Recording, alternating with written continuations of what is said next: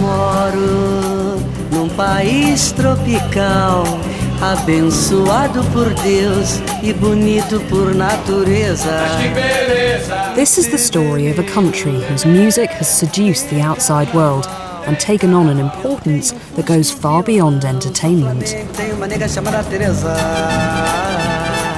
You want to learn about Brazilian history without going through the books. You can just listen to the music and you understand everything. Brazilian music is having an enormous impact. Brazilian music.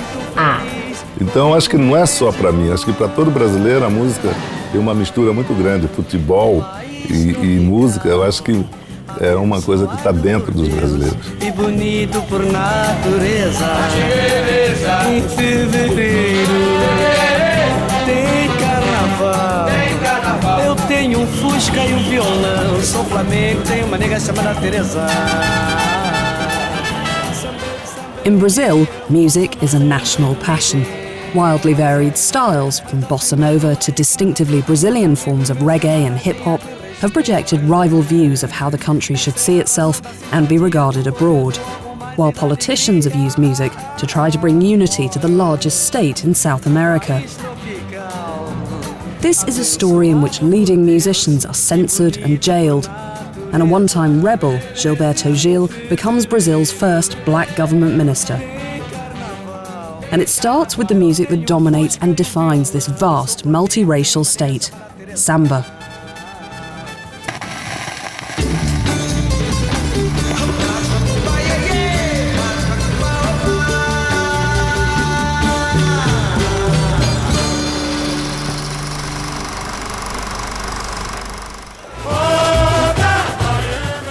Samba is the best-known, most enduring style in Brazil.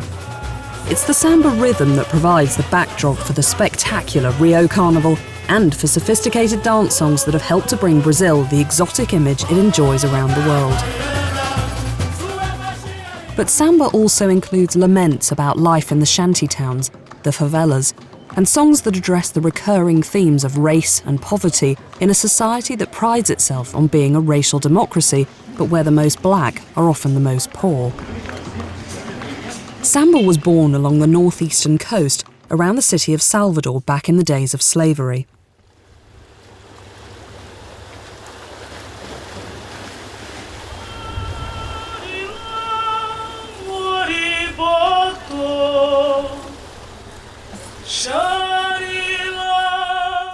Salvador in Bahia State was the first capital of Brazil when it was colonized by the Portuguese in the 16th century. The indigenous tribes who lived along the coast were mostly killed, either by the Portuguese or by the diseases they brought from Europe. They were replaced by slaves who were transported from Africa to work in the plantations. Over the next 300 years, an estimated 4 million Africans were forcibly moved to Brazil. It was the largest slave population in the world, and Salvador was the main slave port.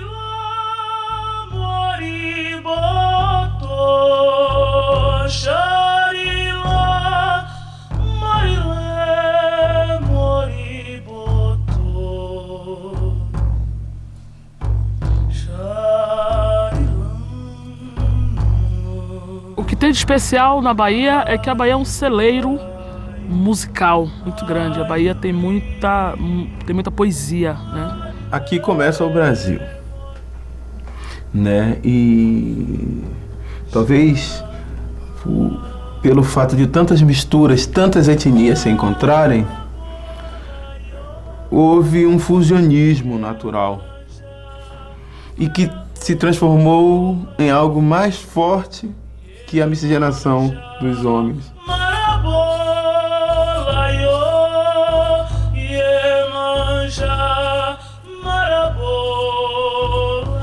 Salvador is still a predominantly black city.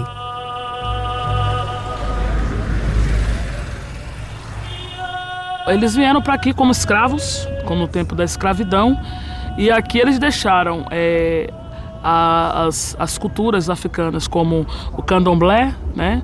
Como o samba e a música. The samba rhythm developed from percussion styles used in candomblé an African-influenced religion which was banned in the slave era.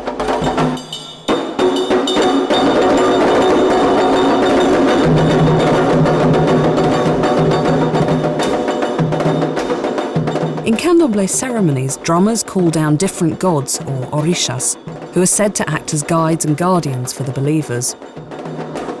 Exu é o orixá da sexualidade, por isso mesmo ele foi associado ao demônio.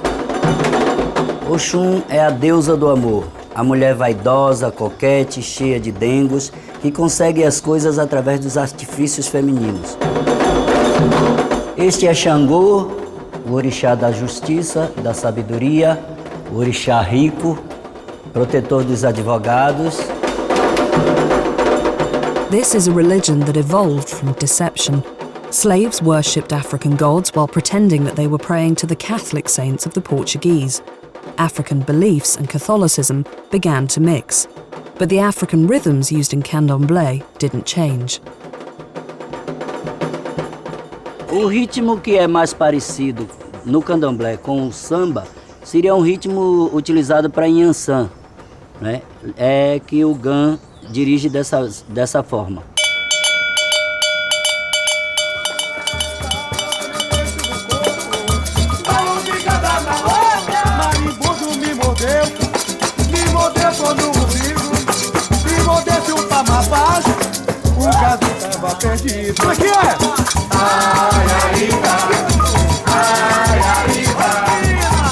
Samba takes its name from the African Angolan style semba, which in Bahia was transformed by the slaves into a circle dance that was known as samba de roda or samba de chula.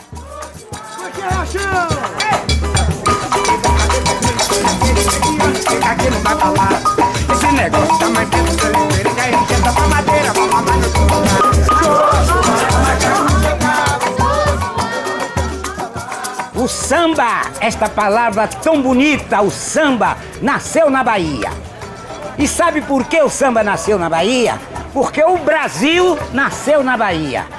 E quem trouxe esse samba foi os negros, cantando samba na senzala, samba de roda. O samba, para mim, é Deus. Deus é o samba. Deus é a música. A música é o samba. Se não estivesse realmente este samba, eu não sei do que seria de mim. Eu vou cantar para vocês. Eu vou falar na Praça 15 de Novembro e na Praça Anchieta, que está no mesmo lugar. Aonde está nosso terreiro, se forma o samba brasileiro, que vai até o sol raiar. Eu vou falar na Praça 15. In 1888, Brazil became the last major country in the world to officially abolish slavery, 66 years after breaking away from Portugal to become an independent state. Black workers were at last free to leave the plantations.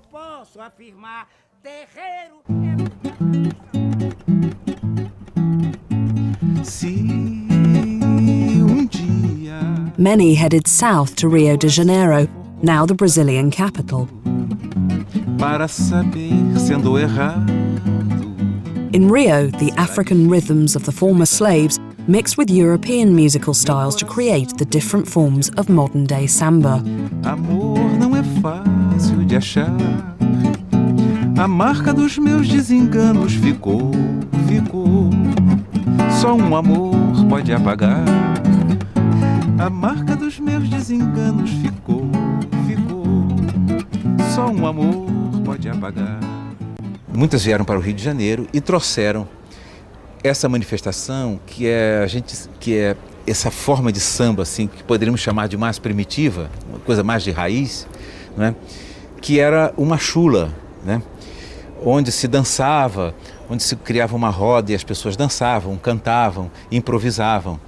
E isso foi o embrião aqui no Rio de Janeiro para a formação de grupos que depois se transformaram em escolas de samba.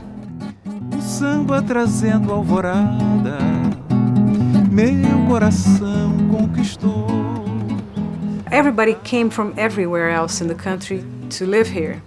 So even if the original beats of samba may have come from Bahia, from Africa, and such, Rio, being a more cosmopolitan place, would incorporate all influences and create different styles. Rio de Janeiro was very different to Bahia. It was then a rapidly expanding city of some 500,000, with a large white population boosted by new immigrants not just from Portugal, but from Germany, Italy and Spain. They looked to white Europe, and certainly not Africa, as the model for their lifestyle and culture. But then this South American port had once been declared a European capital.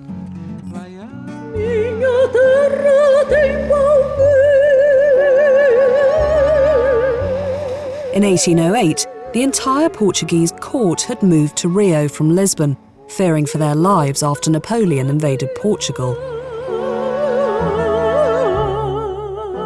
For the next 13 years, while the court remained, Rio became the capital, not just of Brazil, but of Portugal and the Portuguese Empire. The courtiers who moved to Rio brought with them Portuguese musical styles, like the modinha.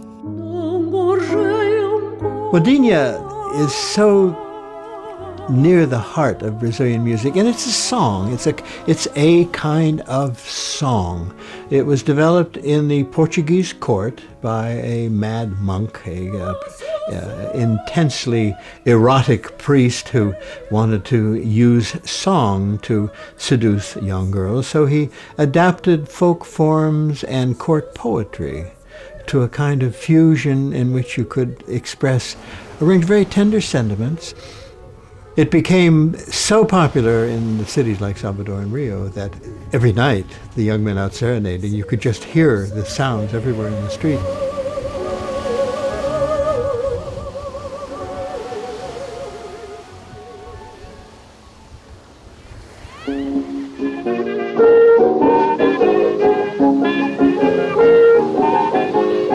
In Rio, African rhythms began to mix with European styles. And it was at the house of a candomblé practitioner, a priestess named Tia Seata, Auntie Seata, that the first song widely recognized as carioca samba, Samba from Rio, was performed in 1916.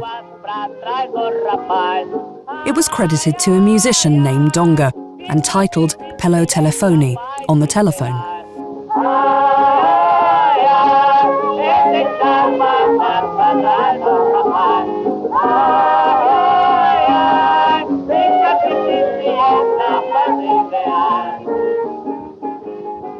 Donga cantou o Pelo Telefone. O chefe da polícia pelo telefone mandou me avisar que na Carioca tem uma roleta para se jogar. Uma coisa muito conhecida. E disse, samba é isso. E na casa de Tia Seata é que se reuniam, né, os grandes compositores, né? Quer dizer, Donga, que faz o primeiro samba, que é o Pelo Telefone, João da Baiana, o Pixinguinha, né? Essas pessoas todas ficavam sempre na casa de Tia Seata, que era uma casa que tinha batuque, roda de samba, boas comidas.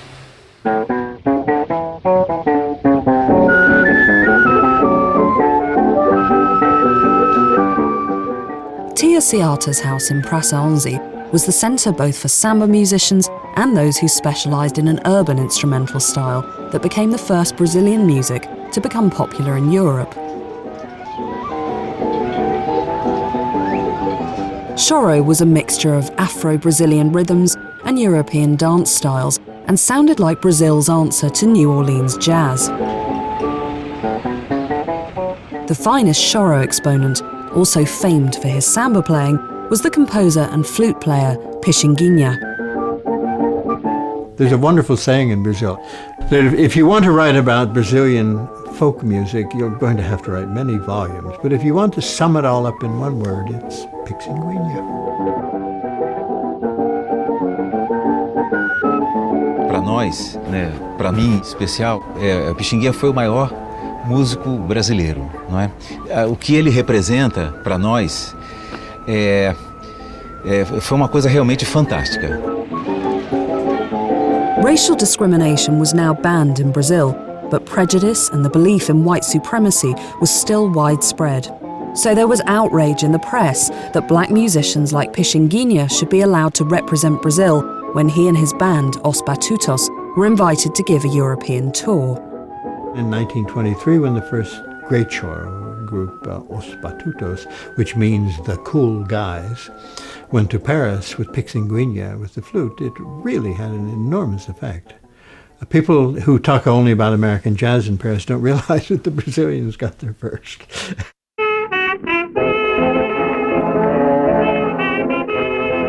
In Europe, Pixinguinha heard American jazz, which he began to mix with choro and samba. He later switched from flute to saxophone and learned two important lessons that would be repeated throughout the story of Brazilian music. The first, that Brazilian and Western styles are constantly blending together. And the second, that those who are thought to be too westernized are soon criticized in Brazil. A música talvez mais famosa dele, que é uma música chamada Carinhoso, essa música, quando apareceu, algumas pessoas criticaram, porque achavam que essa música recebia muita influência de uma música estrangeira. Na época se falava muito do jazz band.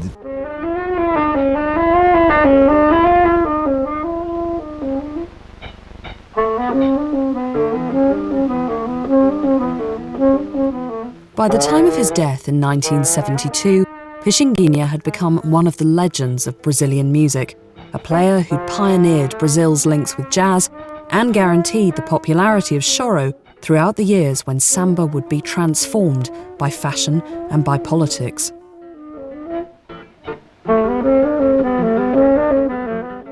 Samba and choro both started out as the homegrown musical styles of the black workers and migrants who'd moved to Rio.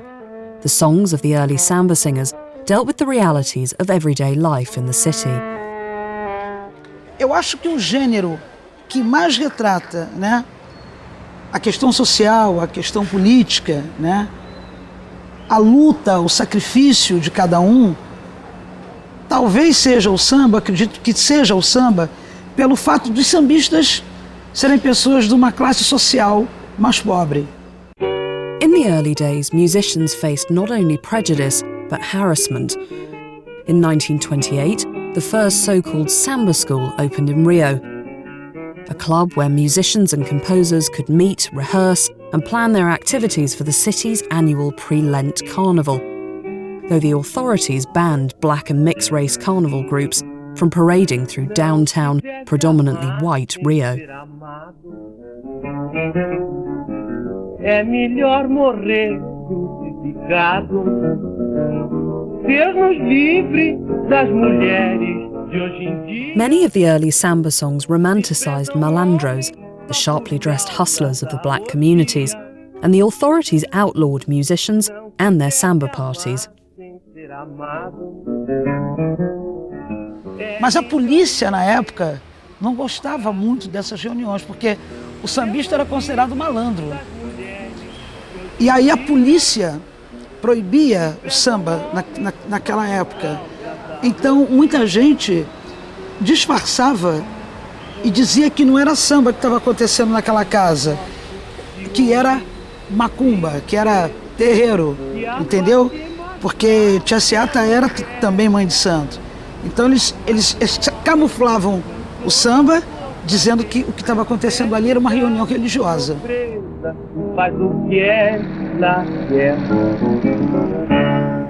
But all that would suddenly change. Samba was to be appropriated, transformed, and used by the government. From now on, music would play a new role in Brazilian life. The man who transformed samba was President Getúlio Vargas, who seized power with military help in 1930. Brazil. Vargas controlled Brazil for 18 years, first as a dictator and later as a democratically elected president. He was both an authoritarian and a populist who started out as an admirer of the European fascists Mussolini and Hitler. He banned strikes but promoted industry and social welfare, and he was determined to bring a new national identity to his vast country, then a loose confederation of states. He did so by championing those intellectuals who argued that Brazil should not be modelled on white Europe, but should positively celebrate racial mixing and Afro-Brazilian culture. The president spread the message using the new medium of nationwide radio stations, and by promoting samba, now the government-approved symbol of Brazil's racial democracy. It was a really big cultural revolution going on in Brazil. A new music, a new way of thinking about Brazilian culture, all these things together, and the whole creation of media to broadcast the new ideas. So Vargas was very lucky to have all these tools. The Vargas administration wanted to use samba to unify Brazil, but in return, it was demanded that samba should change. In 1936, it was announced that samba musicians could now take part in the carnival parade. They were even encouraged to do so, but there were new, strict rules. Samba schools were now required to present a national theme with a patriotic lesson. Escola de samba era uma coisa de marginal, era uma coisa proibida. E ele, como presidente, ditador, ele falou, autorizou a escola de samba, mas tinha que falar da história do Brasil. Quer saber da história do Brasil? Ouça Samba Enredo. A mulher é jogo difícil de acertar. Samba, of course, was mixed-race music, with its roots in both Africa and Europe, and promoting samba suited the Vargas policy of encouraging Brazilian unity by celebrating ethnic integration. And yet, throughout the 1930s, Vargas continued to develop strong links with European fascist states, including Nazi Germany, where such ideas would surely have horrified those who believed in Aryan supremacy. 7 da noite em Brasília, horário brasileiro de verão. In January 1936, there was a special edition of the radio programme Hora do Brasil, broadcast directly from Brazil to Nazi Germany. It included government-approved songs written by black musicians.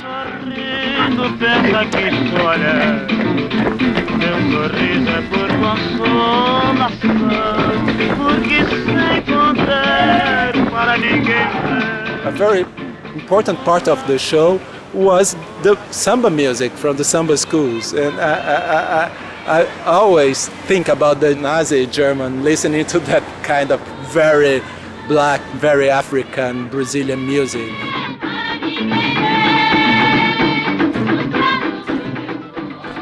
President Vargas made samba respectable, and it was now appropriated by middle-class Brazilians. Old-style sambas about malandros were still popular in the poor black parts of town, but were now officially censored.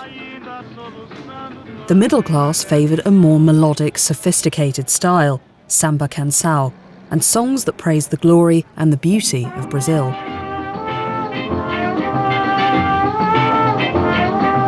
Samba's broad new appeal was helped by exceptional composers like Ari Barroso, the son of a lawyer, whose Aquarela do Brasil, Watercolour of Brazil, became almost a national anthem.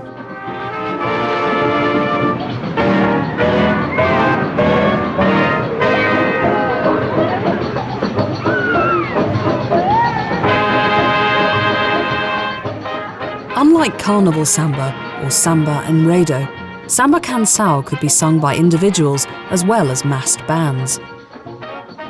Dorival Caymmi, who was photographed with Vargas, became samba's first celebrated solo singer-songwriter.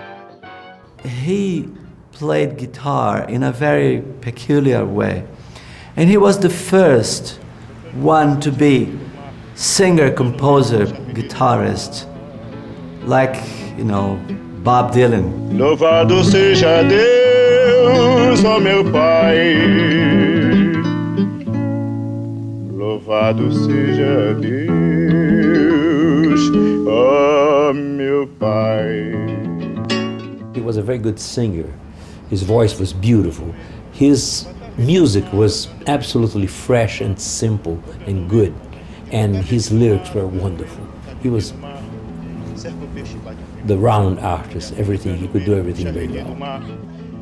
His lyric was always about the sea, about Bahia, about the fishermen. Canoeiro puxa a rede do mar, cerca o peixe, bate o remo, puxa a corda, molha a rede. O canoeiro puxa a rede do mar, o canoeiro puxa a rede do mar. The Vargas flirtation with Nazi Germany ended in 1939, when Brazil signed the Good Neighbour Agreement with its big neighbour to the north, the USA. Links between Brazil and America grew stronger, just at the right time for the emergence of samba's first international superstar and Brazil's most successful Hollywood actress, the colourful, highly controversial Carmen Miranda.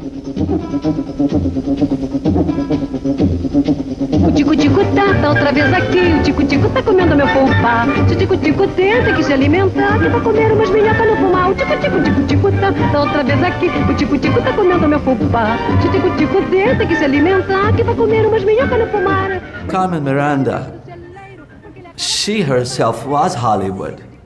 She herself was kitsch. She was internationally known in a way that brought to our minds both pride and shame. I wonder why does everybody look at me and then begin to talk about the Christmas tree. I hope that means that everyone is glad to see the lady and the tutti frutti. I think we should all celebrate Carmen Miranda. First of all, because she was one of the major singers in Brazilian music, and she helped launch some of the greatest composers of the 30s. Some said she wasn't a true Brazilian because she was born in Portugal, but Carmen Miranda conquered Brazil during the 30s and then moved on to the States. Her songs came from the finest writers of the day, including Dorival Caymmi and Ari Barroso. But she had little in common with the early samba singers. Her samba singing, which was not the authentic, near to the slums, black kind of samba, was nonetheless very rich. Outra vez aqui, o tico-tico tá comendo meu fubá. Se o tico-tico tenta que se alimenta, que vai comer umas minhocas no fumar. O tico-tico tenta. Carmen Miranda sang on Broadway, starred in Hollywood films, and performed at the White House for Franklin Roosevelt. But when she returned to Brazil in July 1940, the reaction was not what she'd expected. The first time she came back from the United States and she sang in Rio, she was booed. In many ways, she became a caricature. And people were saying she was Americanized and she was not authentic. Como eu estava dizendo a vocês, show nos hospitais, nos campos é muito bom, mas por intermédio do cinema é muito melhor, porque vocês estão pertinho, podem me ver muito melhor, é muito mais interessante. Miss Miranda? O que é que você quer? Well, pardon me, but you're talking to Americans, and I think it'd be better if you'd speak English. Oh, I forgot. Well, fellows, you know, what I'd like to talk to you about is this. Then she recorded a song about it, and it's a masterpiece saying, they say that I came back Americanized. It's so witty and graceful. E disseram que eu voltei americanizada, burro do dinheiro que estou muito rica, que não suporto mais o breque de pandeiro e fico arrepiado ouvindo uma cuica. People see her like a funny comedian with a funny hat, you know, and they don't realize how wonderful she was as a singer and how important she was to the development of a certain style of Brazilian music, which we call samba sincopado, the syncopated samba. She was great at that. She was the best.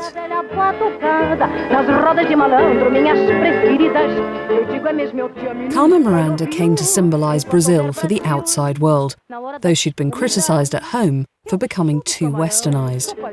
Her sophisticated, light-hearted songs had little to do with the everyday struggles of many ordinary Brazilians. They found a new hero in the northern countryside, inland from Recife. O meu cabelo já começa prateando, mas a sanfona ainda não desafinou. A minha voz... Luis Gonzaga was the exponent of a new style, forró, that swept across Brazil in the 1940s from the remote northeast, where his songs are still played by musicians who knew him.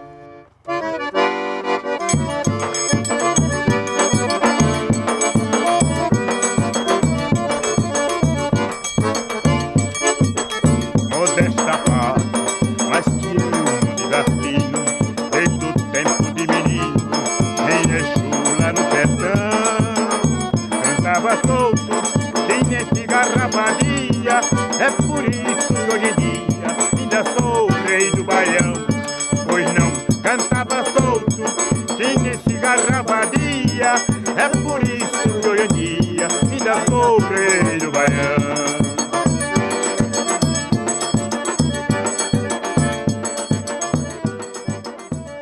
Eu não tenho nem palavra para falar sobre Luis Gonzaga, porque Luis Gonzaga foi um tudo para nós e ainda pra gente ainda ele é vivo.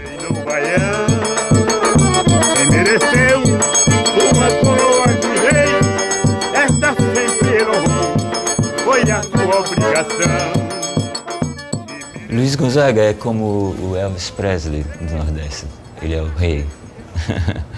Ele é o cara que formatou, ele inventou a nova música nordestina, acho que é a partir da década, eu não tenho certeza, mas acho que é a partir da década de 40, 50 talvez, acho que 40 ainda.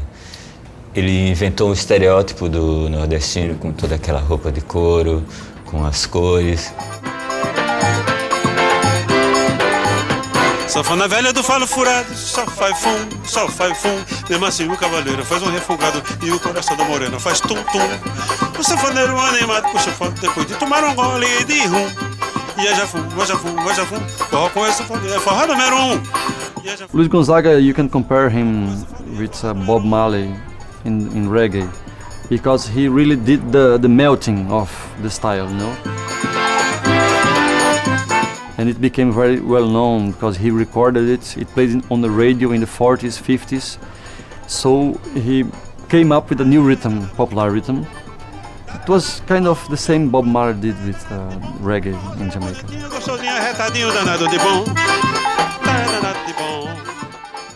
Luis Gonzaga was the son of a farm worker whose life was transformed after he'd appeared on a radio show in Rio. It was hosted by Ari Barroso, but Gonzaga proved that Barroso's nationalistic samba could be matched by dance music from the northern countryside. Forró music didn't become something rival to samba, but let's say something as big as samba inside Brazil, but not outside Brazil. Of course, samba had Carmen Miranda, for example, as something that promoted samba even in Hollywood movies. But forró is as much from the people of Brazil, from the real people of Brazil, as samba. This was a new era of migration, as workers from the poor farmlands of the northeast moved south to the cities of Rio de Janeiro and Sao Paulo to look for work. Luis Gonzaga wrote dance songs and sang about the lives of the migrants and those they left behind. Distante da terra, tão seca, mas boa, exposta a garoa, lame o pau. Faz pena o nortista tão forte e tão bravo, viver como escravo nas terras do sul. Ai, ai, ai,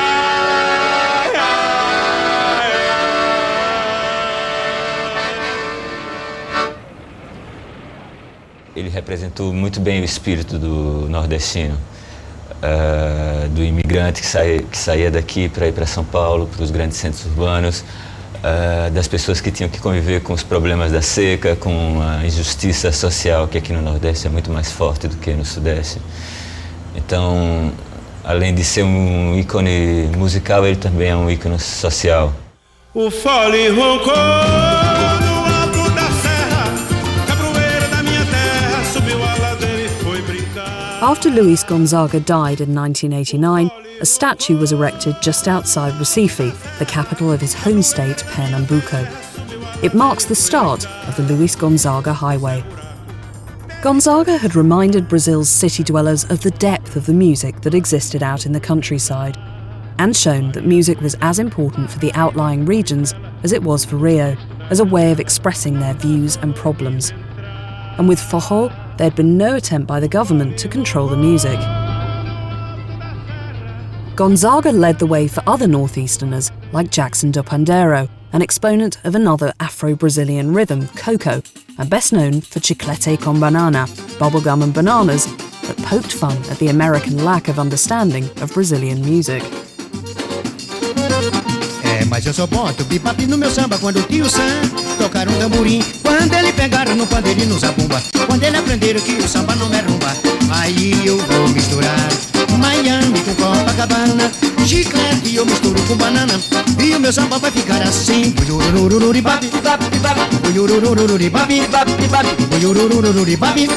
Aí eu quero ver a confusão. Getúlio Vargas, the president who'd strengthened Brazil's links with America while championing samba as a way of promoting a new national identity, died while still in office in 1954. He shot himself in the heart after demands for his resignation, following a corruption scandal in his government. Less than a year later, another funeral for Carmen Miranda, who died in Hollywood, aged just 46. Her body was flown to Rio, where 1 million people followed her coffin.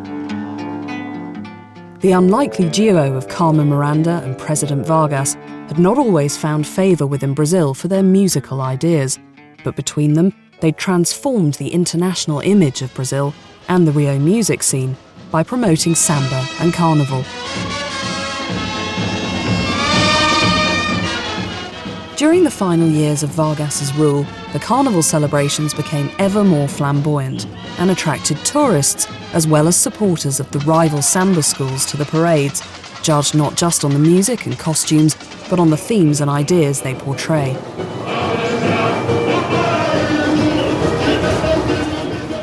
The Rio Carnival has become increasingly commercialised, but remains a focus for major composers and singers. Like the flamboyant Elza Soares, who became associated with Mocidade, a samba school situated in the neighbourhood where she grew up, and which she praises in one of her best-known songs.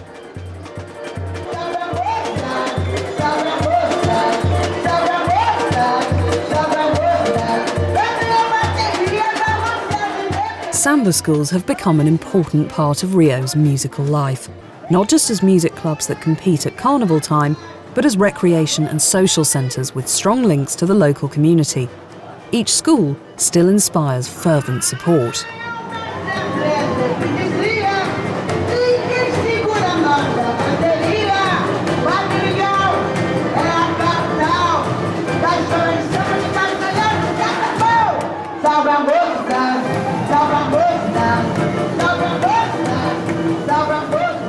Significa tudo. Eu amo essa escola, eu amo essa casa, eu amo esse povo, eu amo essa comunidade. Eu acho que representa tudo, coração.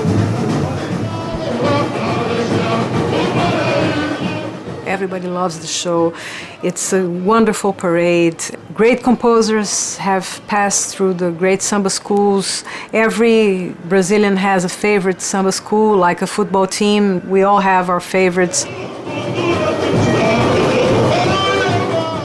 O Carnaval do Rio de Janeiro tem grande significado, porque o Carnaval do Rio de Janeiro tem enredo, tem história. O Carnaval do Rio de Janeiro não é você pular. O Carnaval do Rio de Janeiro traz conta uma história do Brasil.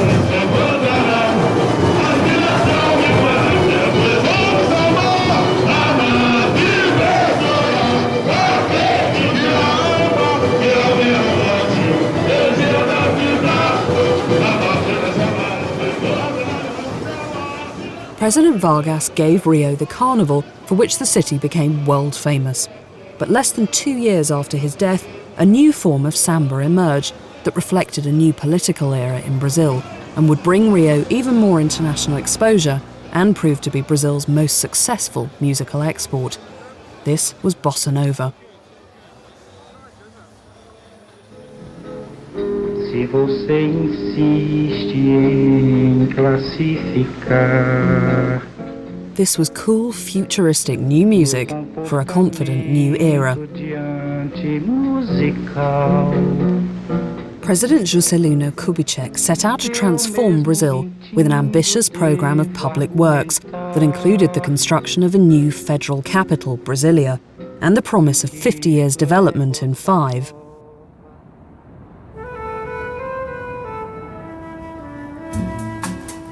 Kubitschek would later be accused of causing rampant inflation, but for many Brazilians, this seemed like a golden age. He was very open-minded man. Before that we had a tremendous dictatorship by Vargas, who was a complete idiot, And when Juscelino came to the government of Brazil, everything expanded. It was a time when Brazil seemed to succeed at everything. A country obsessed with football won the World Cup for the first time in 1958, partly thanks to a young player called Pelé. Bossa Nova, the new way, reflected this new optimism and appealed to Brazil's growing urban middle class. It was influenced by Western classical music, jazz, and by samba canção. Samba era mais ou menos uma coisa assim, ó.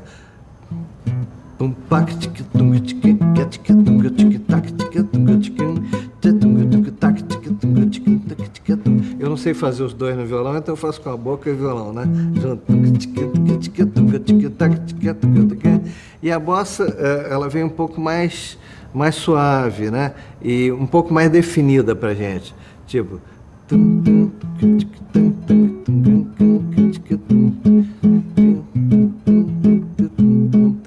E eu fiz então uma canção, mostrar uma canção em bossa nova assim.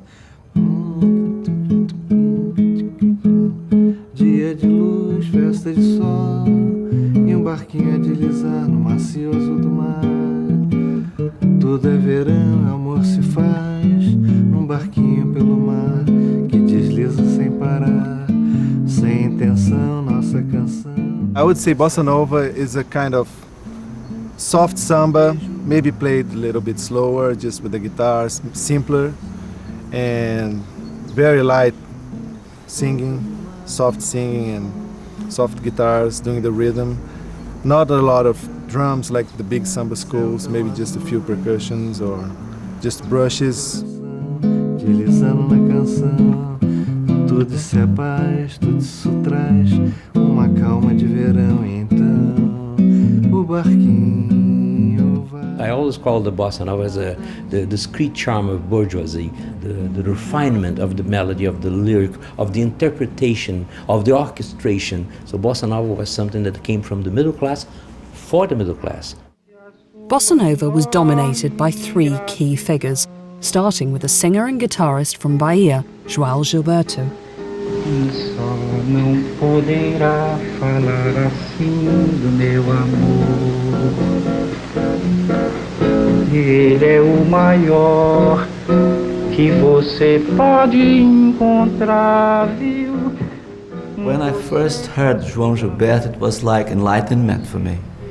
You know, it was like incredible revelation of everything, of aesthetic criteria and deep emotions, and most of all, hope in Brazil.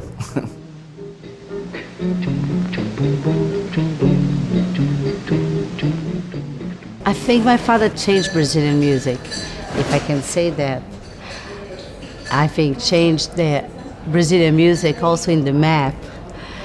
It's really about reinventing, and I see sometimes my father seeking for different chords from classics that he's been playing for the last 40 years. And I just can't believe it, his obsession. It's a true story. You know, he used to play to study his guitar, and he would study the part of the thumb like this, ting, ting. He would go like that. The thing is, there was a cat watching that, and the poor cat was and he would look at the cat and play ting, ting, ting, ting for hours, just to exercise his thumb. And the cat couldn't resist. The cat jumped out from the 8th floor down there. The cat killed himself. This is just a old samba built upon a single note. Other notes are bound to follow, but the root is still that note. Now this new one is the consequence of the one we've just been through, as I'm bound to be the unavoidable consequence of you. If João Gilberto was the greatest bossa performer, then the greatest bossa composer was Antonio Carlos Jobim, better known simply as Tom Jobim, who wrote the melodies for many of Gilberto's hits and was himself an impressive singer and pianist. I think that for me, he was the most important songwriter, Brazilian songwriter, because I think that Jobim, he has everything. He has Brazil in itself. I mean, he has the mountains, he have the forest, he has the sun. É pau, é pedra, é o fim do caminho, é resto de toco, é pouco sozinho, é caco de vidro, é a vida, é o sol, é a noite, é a morte, é o laço, é o anzol, são as águas de março fechando o verão, é a promessa de vida no teu coração, é o pé, é o chão, é a marcha estradeira, passarinho na mão, pedra de atiradeira, uma ave no céu, uma ave no chão, é regato, é uma fonte, é pedaço de pão, é o fundo do poço, é o fim do caminho, no rosto um desgosto, é pouco sozinho, é estrepe, é prego, é uma ponta, é ponto, é pingo pingando, é uma conta, é conto.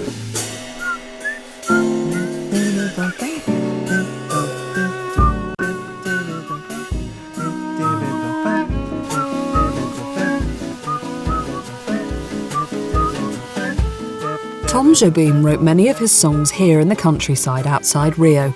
Jobim lived and worked in the house that his son and grandson are now restoring. He studied a lot.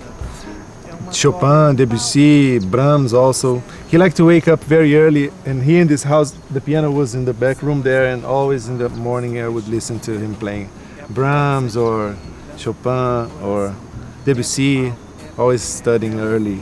And then he would write his songs later. He used to listen a lot to Sinatra, and he used to sing in my mother's ear, dance, all this stuff. São as águas de março fechando o verão, é a promessa de vida no teu coração. Wherever I was with Tom Jobim, he was always mentioning classical composers, even when we were playing some bossa nova songs, some songs of his, and then he stopped suddenly in one special chord, and he would say, "Here come the Russians," and then he would mention Rachmaninoff and Stravinsky.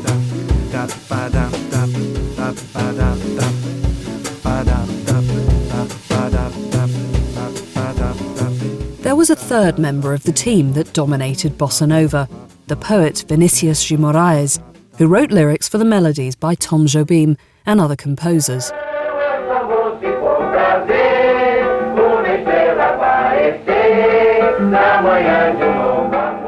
He too was a singer and worked, among others, with the guitarist Baden Powell. Vinícius foi uma pessoa que mudou o comportamento, assim como os Beatles mudaram o comportamento dos jovens, né, na Inglaterra. Aqui no Brasil foi o contrário, quem mudou o comportamento do jovem foi uma pessoa mais velha. Quer dizer, o Vinícius foi o primeiro a andar assim, andar de sandália, né, quando nós todos andávamos todos arrumados.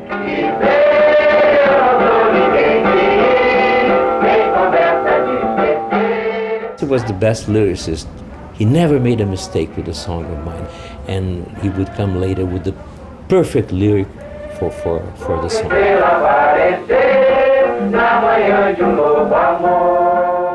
He was very successful with women, And he was not exactly a good-looking man. He was fat, short, bald, but women I've seen myself. He was just a killer. Just off Rio's Copacabana beach, there's an alleyway that back in the early 60s was the musical hub of Brazil. It was in the bars here that the Bossa set got together to play and started to collaborate with local jazz enthusiasts like Sergio Mendes. Rio was wonderful. There was a bar named the Bottles Bar, and that's where I started, playing. There was a trio, and everybody used to come there every night, Baden Powell, Jobim, and there was a club on the end of the street called the Little Club, and there we'll do jam sessions there. And every jazz musician that would come to Rio would stop by, and just wonderful, wonderful times, the early 60s in Copacabana, Rio de Janeiro. Jazz had been one of the influences on bossa, and now jazz and bossa began to mix, a fusion helped by the US State Department when it sponsored jazz musicians like Charlie Byrd and Herbie Mann to visit Brazil, where inevitably they would end up playing in Bottles Alley. I think the reason jazz musicians like bossa nova is because every voice follows a path, and it makes sense, not only the melody, but the harmony is also singing the song also. It's because it came from classical music, the way to spread the voices around the chromatics. When Charlie Byrd returned home to the States, he enthused about bossa to his friend, the saxophonist Stan Getz. And in April 1962, the two of them released Jazz Samba, reworking João Gilberto and Jobim songs like Desafinado. Remarkably for a jazz album, it became a bestseller and stayed in the American charts for a quite astonishing 70 weeks. Bossa Nova suddenly became a new American craze. In the record shops, racks full of Bossa Nova, authentic Brazilian style and also translated into American by American bands. Bossa Nova at the White House. On stage in the East Room, Paul Winter and his sextet. They came back from a State Department tour of South America playing the new beat, and that young arbiter of American taste, Jacqueline Kennedy, gave it her cool blessing. In November 1962, Brazil's bossa hierarchy, including Gilberto, Jobim, Sergio Mendes and Carlos Lyra, were invited to New York's Carnegie Hall for a legendary concert in which they performed alongside jazz musicians like Getz and Byrd. The result is remembered as something of a historic mess. It was terrible. The guy who did the concert, sometimes they don't like me to tell the story, but the story was just like this. The guy, he didn't care about playing a concert for New Yorker people. He just wanted to do a recording session in a stage. So he spread microphones all over the stage, and he called everybody from Brazil to do the concert, and everybody from New York, whoever wanted to play would come up and play.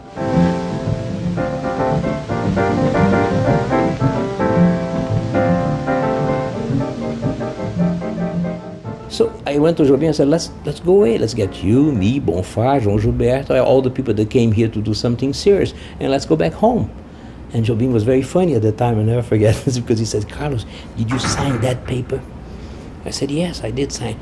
In here we cannot do this like in Brazil. In here they have electric chair.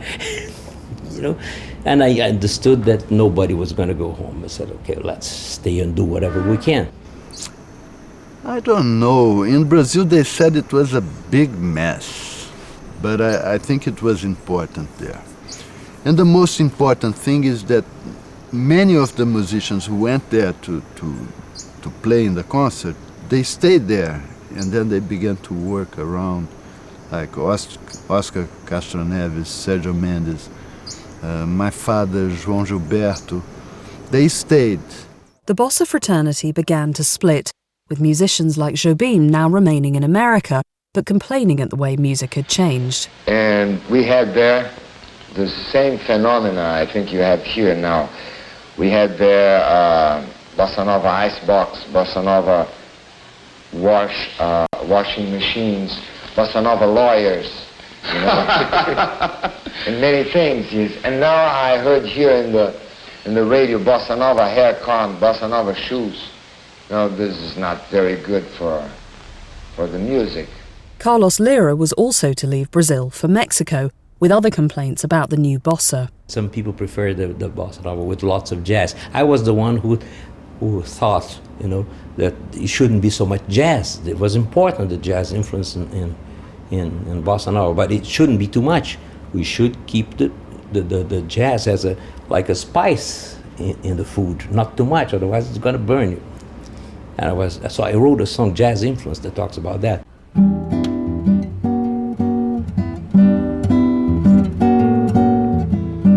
Pobre samba meu, foi se misturando, se modernizando, se perdeu. E o rebolado, cadê não tem mais?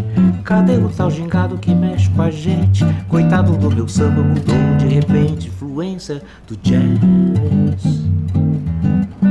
Quase que morreu, acaba morrendo, está quase morrendo, não percebeu. By early 1964, the bossa nova boom in Brazil was coming to an end. It had moved to America, where the best known and most often recorded bossa song of all time was about to become a massive hit. Olha que coisa mais linda, mais cheia de graça, ela menina que vem e que passa num doce balanço caminho do mar. Garota de Ipanema, Girl from Ipanema, had been written by Jobim and Vinicius in 1962 as they sat in this bar off Copacabana watching the girls walk by. They wrote that song just because they saw the same girl passing by the bar going towards the beach every day, and they were like, oh my God, check it out, check the way she walks, check how charming she is when she crossed the road. And I don't know if today's people still can have that naive or romantic way of approaching words and songs in a way that they used to do 40, 50 years back. Tall and tan and young and lovely, the girl from Ipanema goes walking, and when she passes, each one she passes goes, Girl from Ipanema would become a massive hit in the States in July 1964 when it was sung in English by João Gilberto's then wife, Astrid. But when she passes, each one she passes goes, oh, but he watched her so sadly. How can he tell her he loves her? But by then, the idyllic image of an easygoing, romantic Brazil had been shattered by a military coup. The soldiers would remain in power for the next 21 years. And in a country where music had come to represent the national identity, samba and bossa would be transformed, and a new generation of musicians would fight against the harassment and censorship that was to come.